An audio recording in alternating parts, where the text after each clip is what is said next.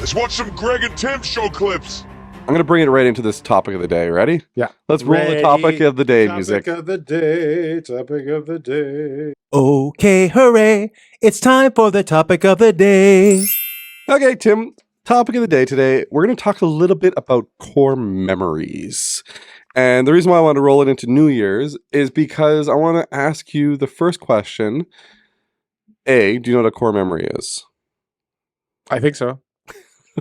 Okay. So I know enough. I know enough. So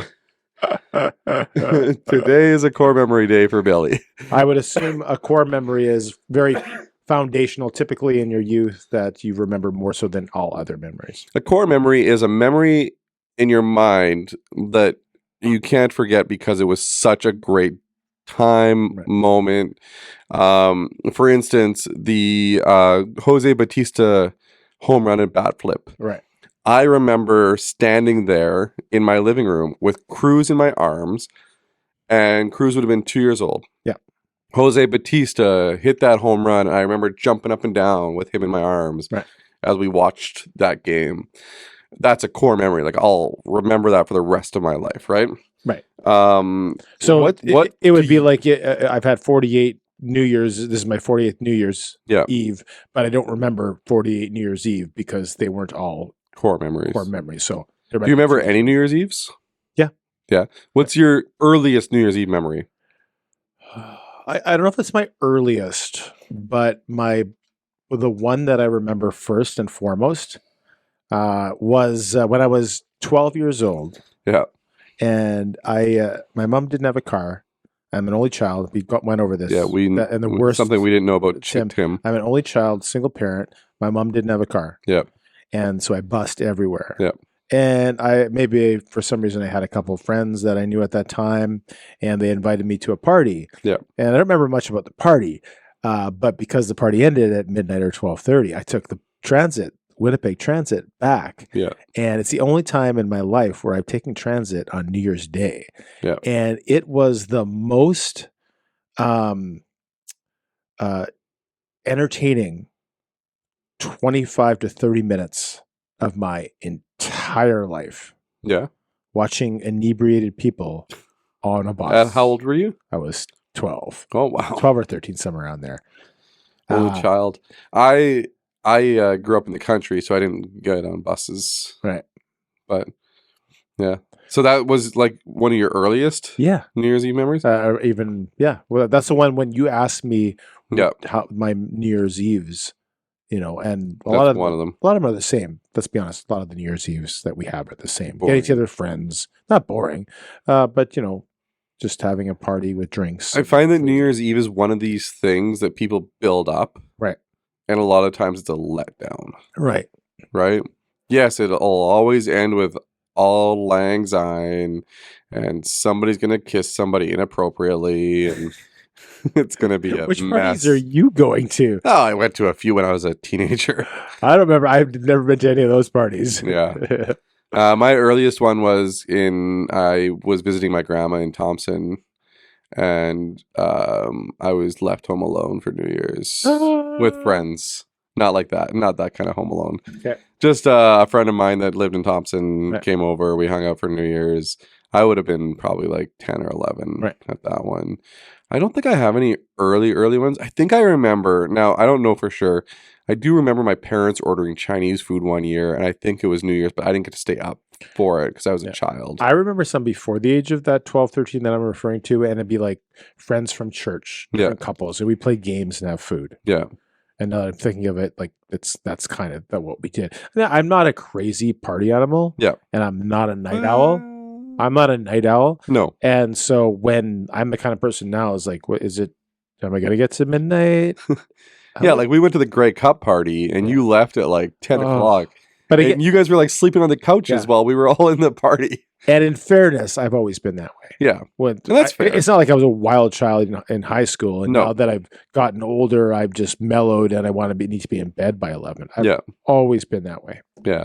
Yeah. Like for me, I've got some core memories of New Year's, but for core memories in general, I feel like my core memories as a child are memories that I have photo evidence of. Right. So like I remember juggling in Disneyland. Yeah. Because there's a photo of me juggling in Disneyland. I Yeah. can remember the person and the event and like the surroundings, but I don't know if it's because there's a photo of me doing it Right. that I've looked at over the years, Yeah. or if because I actually remember that. You're prompted by the picture to have a memory, so you're prompting your brain to remember something, and you don't know if that's the prompt. Or Yeah. if it's the actual memory. So one of the things that I do with the family is we do videos Yep. of events and like things that we do as a family. And we were watching them over the holidays here so far.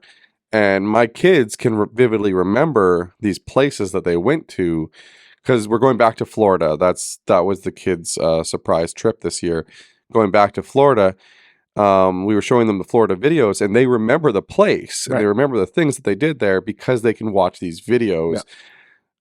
I wonder if core memories for my kids are going to be different than core memories for us, which are different than core memories for like our parents. And going back to something like Florida, like that's one of the reasons why they say don't take your kids to like Disney when they're a certain age, when they're young, because they won't remember it. Yeah. Because it's not a core memory necessarily. Yeah. And you're spending all this money and they won't appreciate it. But going back to your question, you're suggesting, you're asking if the next generation, our kids, are going to have the same core memories, or because everything is documented in a picture, on Instagram, on videos, on and video, stuff like that. et cetera. Yeah. Yeah. Well, like we were talking about this during the day today. Yeah. Is that I think at least my kids, and I didn't have a chance to ask them, but I think I have provided my kids, and certainly for the first few years of their life, I didn't document things. Yeah. I took very little pictures. But you do share a lot of Facebook memories. Yes, in the last 10 years mostly. Yeah. Before then, I think the first 6 or 7 years, barely any. I mean, social media wasn't as much a big thing. Yeah. Not as widely used anyway. Yeah. And I think the memory is first and foremost, and it's certainly after the age of 10, they're going to remember it whether I post something or not. Yeah. So I think my kids, at least that generation, I think for my kids, they actually have more core memories than when I was a child. I don't have a ton of core memories myself, and that's just me as an individual. I don't know if that's my generation per se. I don't. And it's funny because you say you don't, but there's so many things that you have talked to me that you remember. Yeah. So like you remember like the Jets getting a certain goal. Yeah. You remember the Bombers having a certain kicker. Yeah. Do like stuff. Like you have core memories. Right. But I wonder if, and maybe our kids, you think that our kids have these core memories, but maybe they only have like 3 or 4 from their childhood that are like actual, like they can remember that happening. For me, the core memories are like, I can remember driving my bike over a bridge in Thompson and back and getting grounded the next day because my parents found out I did that. Right. Do you know what I mean? Like that's a core memory for me. How old were you, by the way? I would have been 7. So a similar thing happened to me when I was 5 or 6, and I rode my bike. I didn't get in trouble, but I rode my bike from a place we just moved to, and then I realized I was lost. And I started crying, and then some nice people who weren't people that abducted people, I guess, drove me back, and I got there, I was just crying. Yeah. But that kind of memory, because it was, I guess, slightly traumatic, right? Yeah. Well, trauma will trigger memory. So the question is, as social media is more prevalent, as we document everything, are those core memories going to be less and just replaced by actual pictures and video? So I'm wondering if the Facebook memories or an app that I have called Time Hop has allowed us to create fake core memories. Right. Do you know what I mean? So like things that we remember, do you ever have stuff pop up on your Facebook memories and go, I don't remember doing that?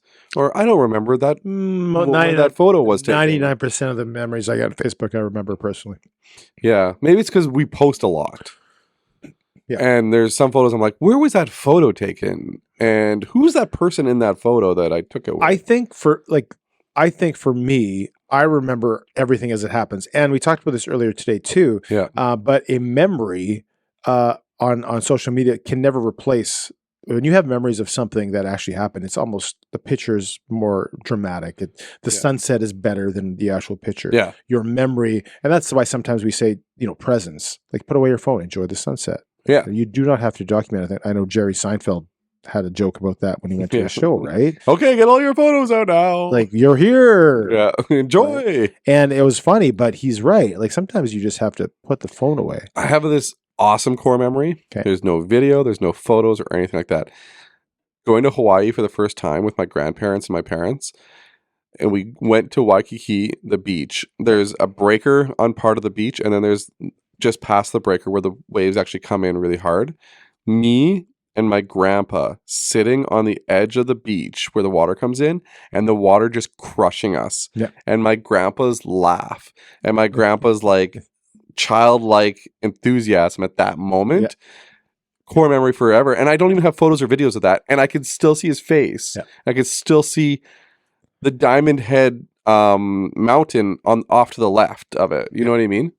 It's funny, and I think sometimes, and I'm going to go off that story of a memory I have too. But I think sometimes you could be prompted to remember things you already remember too. It's like, oh, I forgot about that, but I didn't really forget about it. It's kind of put in the archives a little bit, and it kind of prompts you when you get a memory. That's right. We did that because that'll often happen. It was like, oh, I totally forgot about that, but now I just remember that, and the same thing happened now. I didn't remember the specific memory and off the top of my head when I came into the show, but as soon as you said the beach and the waves coming over top, we had a similar thing in Fort Lauderdale when the kids they must have been 5, 6, and 7 years old. Yeah, they weren't very big. They had dresses on. Avery, Raina, and Taylor.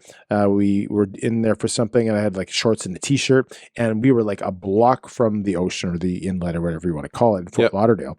And we're like, well, we're right here. And of course, when you're from Winnipeg and it's 26 degrees, well, it's the ocean. Yep. So we went there, and myself, Raina, and Taylor just went into the water, and we're just getting demolished by these waves. But we're having a ton of fun. Yep. And Avery started, again, she was 3, 4, 5, whatever it was. And she started freaking out because she thought the ocean was going to swallow us. And she was crying and screaming. And Tammy was like, no, it's fine. But she was literally terrified that the ocean was going to swallow us whole. Because all of a sudden you would see us, and then you wouldn't see us. And anyway. I do have one other core memory. Right. This is a memory of things that have happened to me. I remember, this is like a vivid memory, which is weird because you're right here. I used to work for the Bombers at their store, and I remember seeing a guy come in wearing his painting outfit, and I'm like, I know that guy.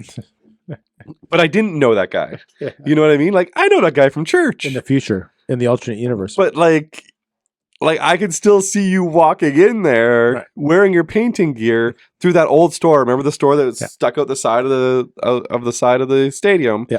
Because you had to walk through that store to get in the doors to go watch the open practice. Yeah.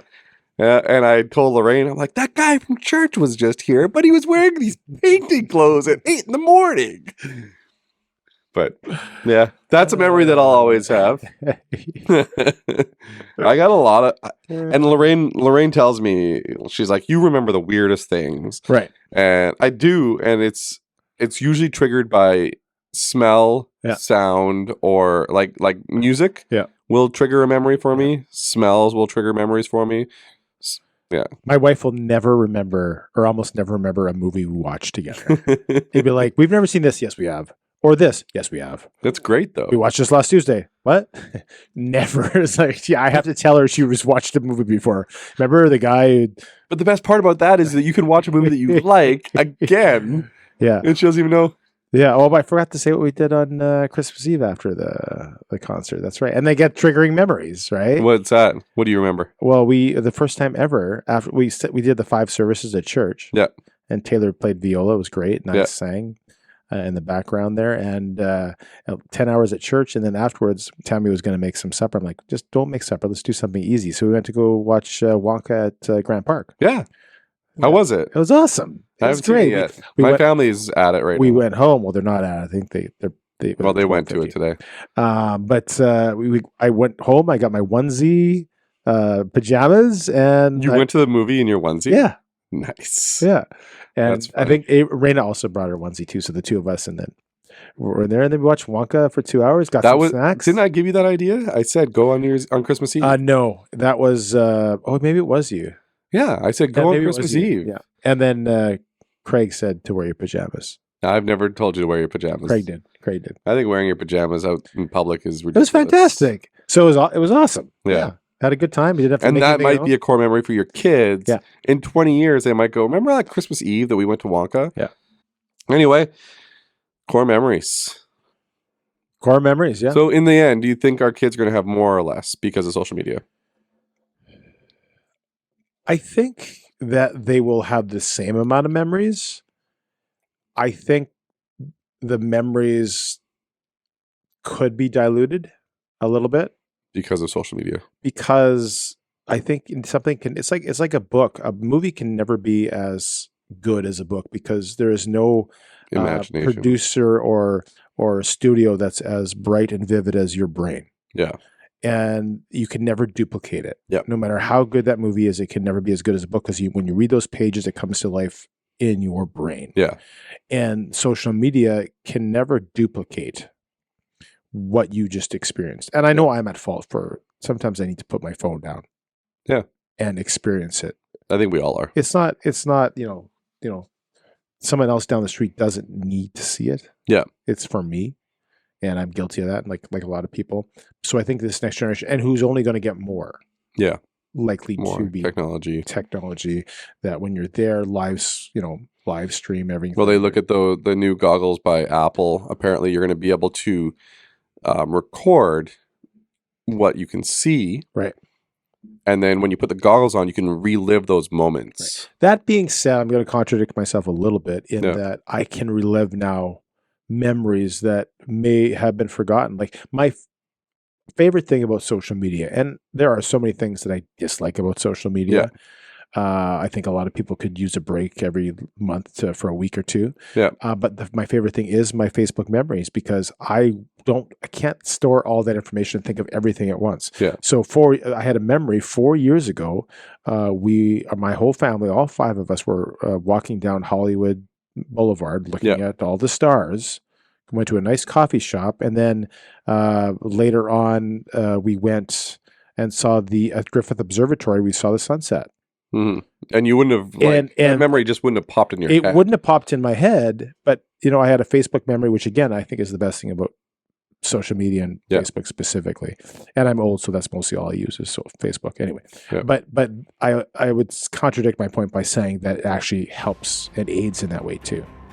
Hey, thanks for watching the Greg and Tim Show clips. We got episodes in front of me, in front of Tim, that one right in front of Tim. Look at that one right there. And you can click here to subscribe. That's what we want you to do. Click to subscribe. If you don't click to subscribe, you're going to miss the episodes. We don't want you to miss an episode. Don't miss the episodes. Okay, thanks.